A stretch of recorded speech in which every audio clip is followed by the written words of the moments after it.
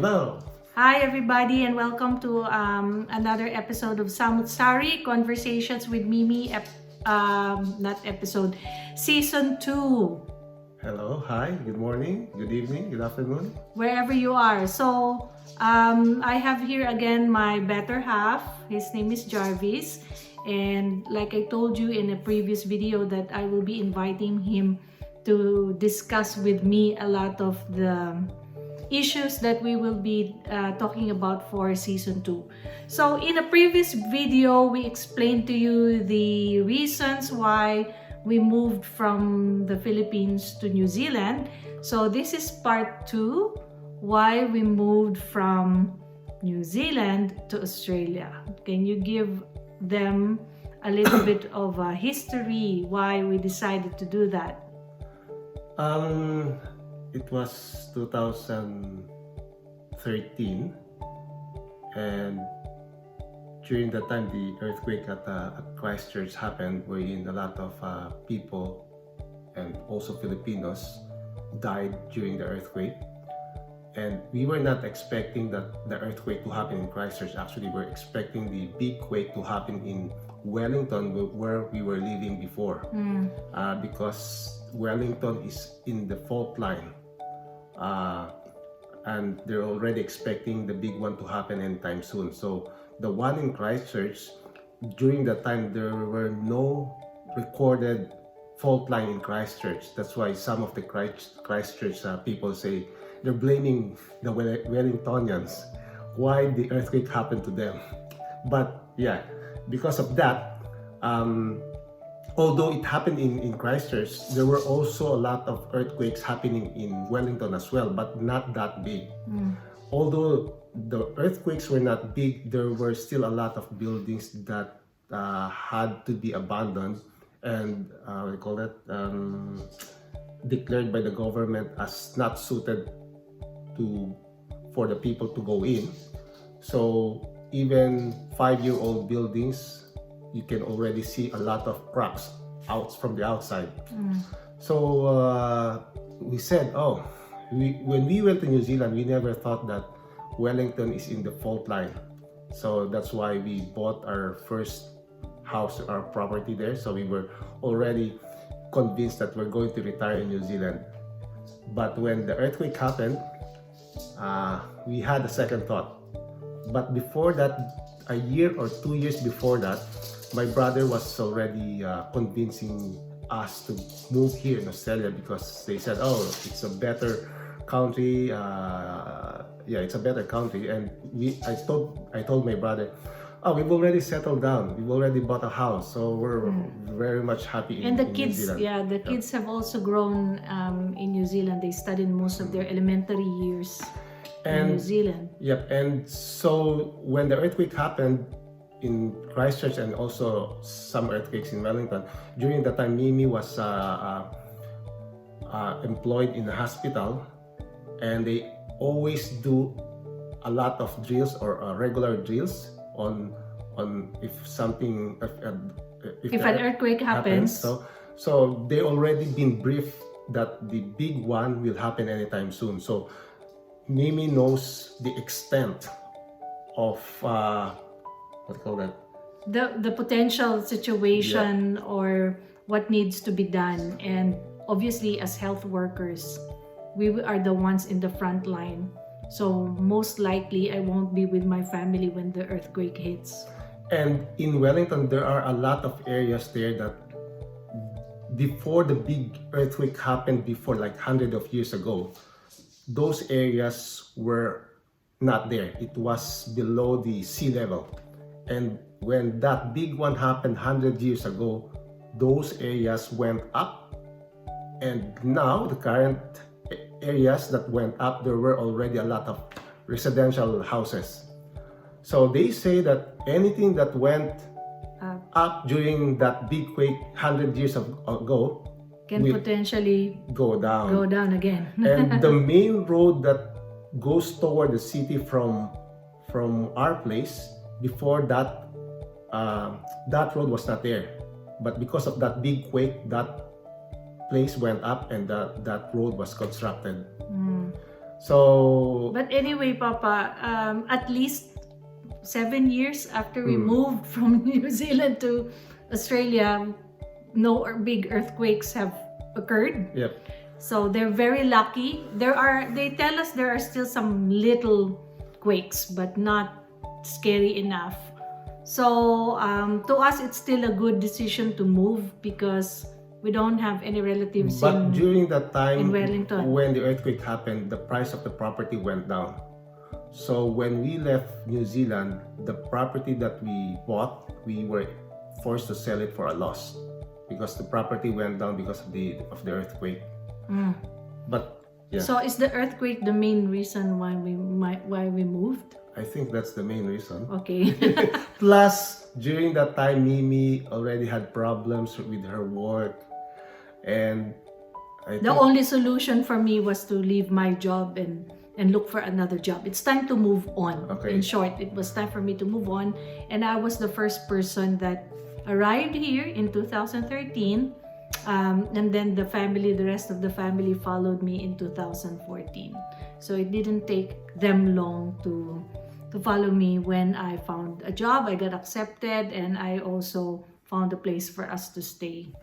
so. She went here in September, November, September, I studied first, looked for a job, 2013. and then November 2013, so September, October, November, after 2 months or so, I got hired. Mm. And I'm still in that job until now. And then the kids followed her in February In January, or January 2014. then you followed in February. I left in New Zealand because I had to arrange for the sale of the property, but it took a while before the house was sold, so I had to leave New Zealand and follow them here in March 2014. So without the house being sold, so we were able to sell the house at around April, I think.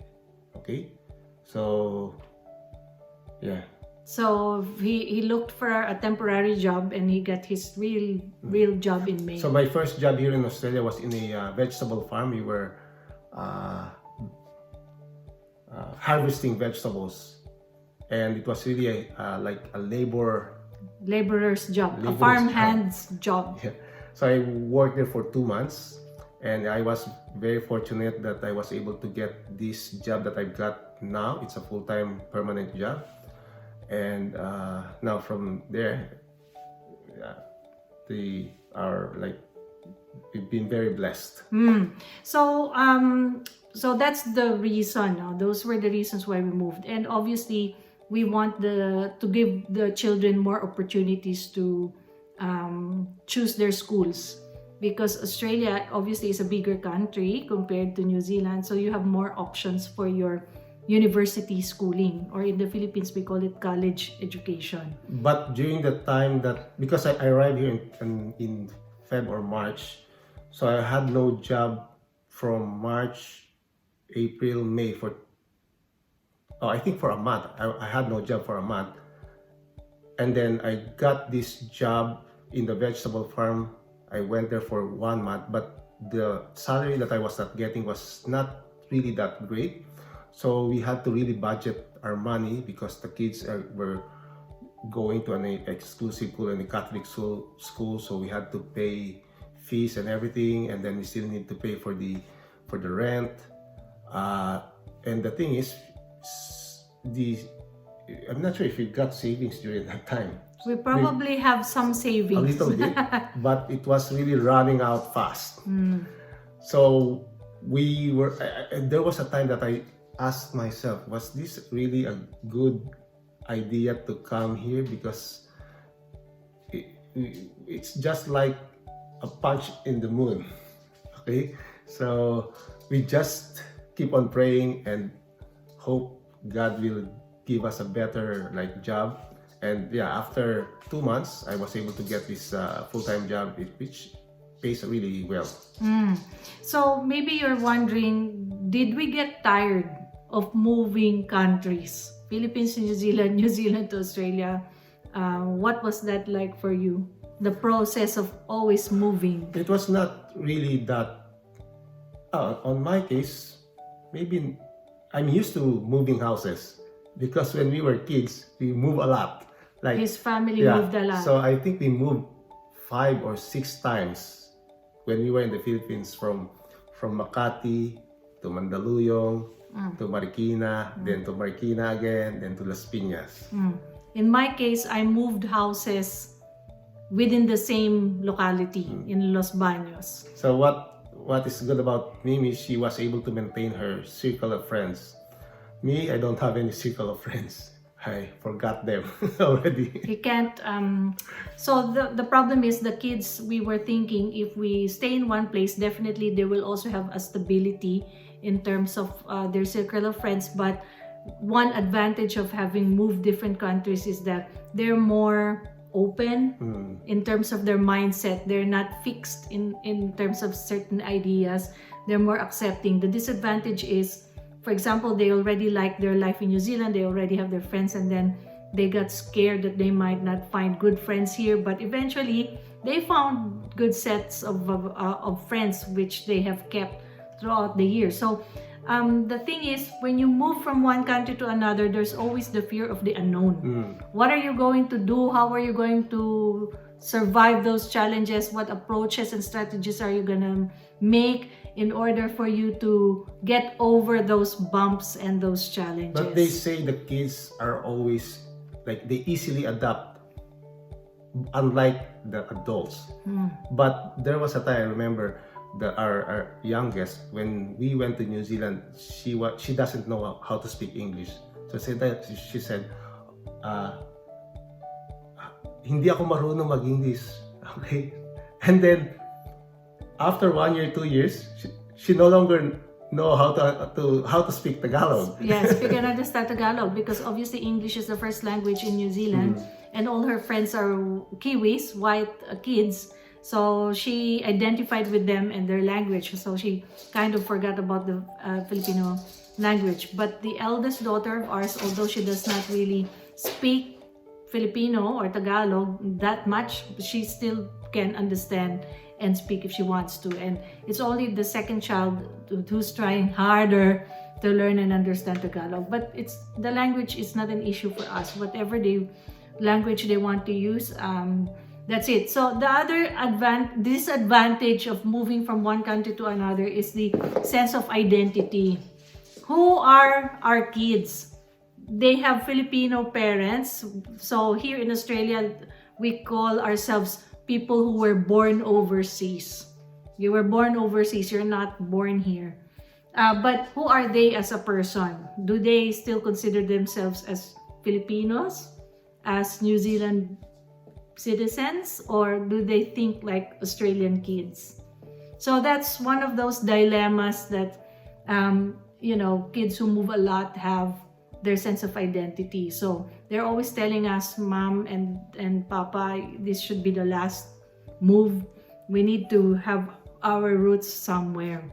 So whatever happens to us, for example, we want to retire in New Zealand, or we want to retire here in Australia, or we want to go back to the Philippines, the decision probably won't include the kids because by then they would have decided where they want to go. So what's in it in Australia aside from the fact that you have family here? What do you think is our driving force, or is our main motivation for really wanting to be in this country? Yeah, there are a lot or more opportunities here, unlike in New Zealand. There are less businesses. You can apply for a job. Because remember, New Zealand is a very small country. So in Wellington alone, where all the government offices are, it's a small, tight-knit city.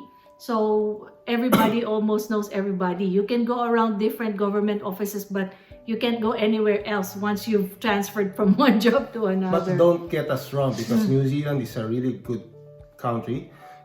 Like, people are really friendly. They always smile. We've never felt different when we were in New Zealand. They've embraced us. We felt really accepted in that country. And because of that, we also wanted to give back and contribute to the country. The people in the road are very courteous.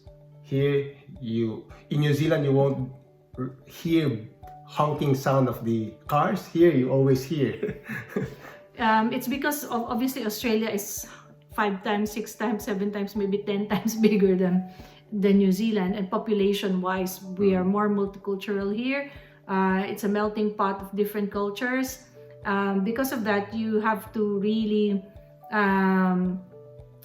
ano ba yun sa Tagalog? Makisama. You have to get along well with people who have different ethnicities, backgrounds, religious beliefs, social beliefs, ways of approaching life. So, from our perspective, I think I learned as a person to be more accepting because we are not the majority here. This is not our native country. So, we have to learn how to adapt and accept the ways of how people live their lives here. For example, how they observe their holidays, how they observe their work-life balance, how people live in general. For example, they like barbecue.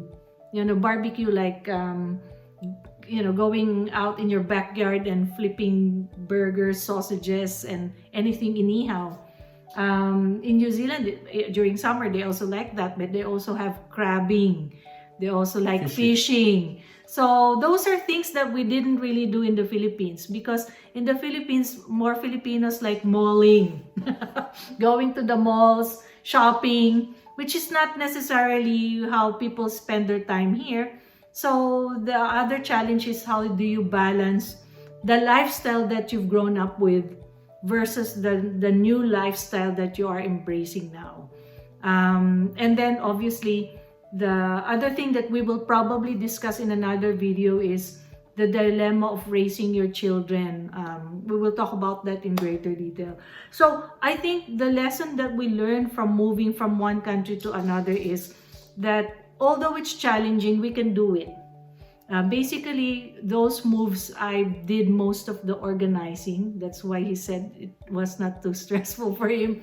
But for me, I did most of the coordinating, inquiring, things like that. But he did the manual stuff, putting everything in boxes, getting rid of the stuff, or driving us to move from one house to another, those things. So hopefully now that we are in our new house, hopefully this is the last move. So overall, if we were to rate our experience moving from New Zealand to Australia, I think it was a good experience in a way that we've seen both sides of neighboring countries, the good things that they can offer to us and our family, the benefits that we have here. Maybe in another video, we will also talk about the specific benefits that New Zealand citizens enjoy in Australia, and the benefits that we don't get to enjoy here, which is available for us in Australia. So the reason why Jarvis and I wanted to talk about ourselves and opening up who we are is because we want to serve you, give you information that can help you decide if going to Australia or New Zealand is right for you, or if it's just the best decision for you to stay where you are, whether you are a Filipino or whether you are somebody from another culture or another country and you're thinking of that. So our experience generally has been positive so far. I just want to add something. So Mimi was asking me what we've learned during the move from one country to another. I think one of the things that I want to stress would be your faith will be tested. Okay, because moving from one country to another is not a small thing.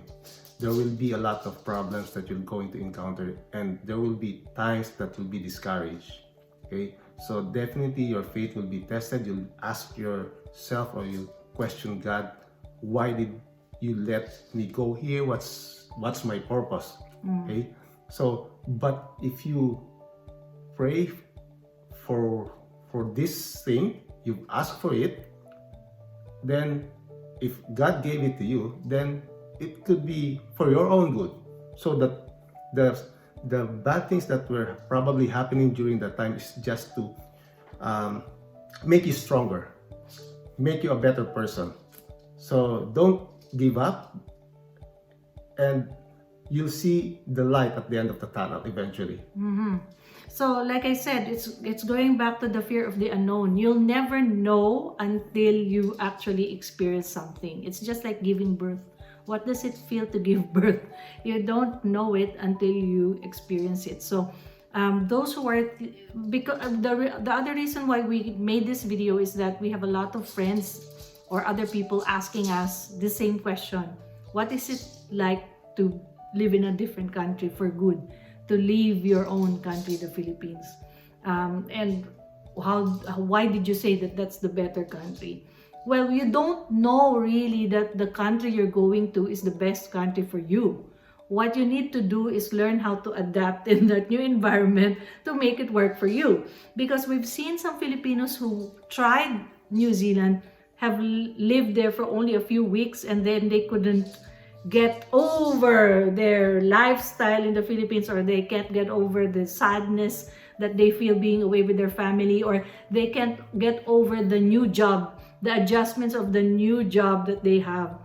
And that's the reason why they say suko na sila agad. They want to give up immediately. Remember, if you go to a different country, you don't expect that you're going to get the same job that you got in the Philippines. If you're an engineer in the Philippines and you go to New Zealand or Australia, don't expect to get an engineering job.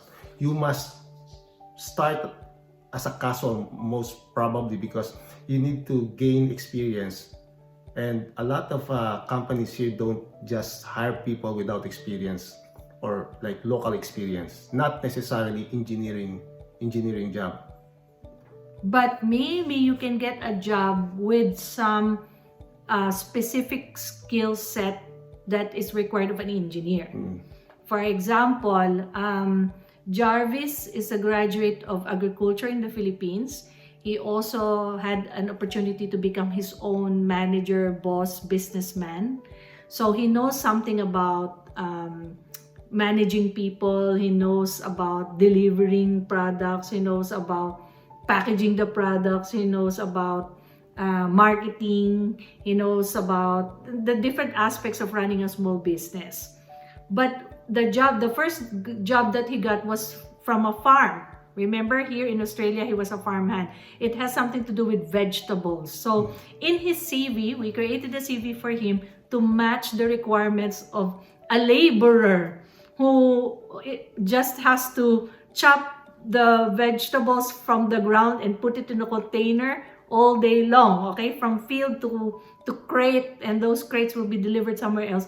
We really had to go back and review what he did in his own business, farming business, and put those little skills in his CV so that it matches the job that he's applying for. So not a lot of Filipinos, or anybody for that matter, who will move into a new country and who will find a job knows that technique. They think that the CV that they have carrying with them from their home country will work when they apply for a job in the new country. So that's not the case. So maybe in another video again, I will teach you how to make a CV that matches closely with the requirements. So those are the challenges. So we talked about adjustment of the kids. We talked about adjustments of finding a job. We talked about the difficulties that they will face, the demons that they will face. We talked about, what else did we talk about? The earthquake. There will be some reasons why you will leave your country. So if you just want to try it out and you're not really focused on the new life that you will have, maybe you're not as committed. But Jarvis and I said that once we leave a country, we're hell-bent on making it work for us in the new country. It's like, although we have the option of going back, we're thinking that we're not gonna go back. And that's what pushes us to do more and to try our best to achieve our goals. So remember, when we went to New Zealand, we've got nothing, like we've got no savings. When we left, but we were able to buy a property in 1 year, 2 years time. And then when we left New Zealand, we also had nothing. So when we went here in Australia, we had nothing much, but after a year or two, we were able to build a property. So maybe in one of the videos we'll tell you the techniques that we applied to go into property. So, like I said, we have a lot of experiences that we want to share with you, and we want to document it through the Samot Sari Conversations with Mimi podcast. And this is what season 2 is all about: sharing with you what is life like living abroad, what is our struggles, what are our challenges, and what are some of the tips and things that we can share to them. Because somebody told me, why are you in hurry to buy a property? We've been here for 5-10 years. We still don't have a property. Don't hurry. Just enjoy life. And we're not like that. We want to strike. So maybe that's another video. So thank you guys for listening to us. So if you have any questions about the topic that we talked about today, the reasons why we moved from New Zealand to Australia, and that's part 2 of another video where we introduced ourselves and told you the reason why we moved from Philippines to New Zealand. So if you're thinking of moving to Australia, you have some questions, comment down below or send us an email. The email is provided in the show notes, and then we'll be more than happy to explain to you our experiences. So thank you for listening, and hope you come back in another episode. Bye. Bye-bye.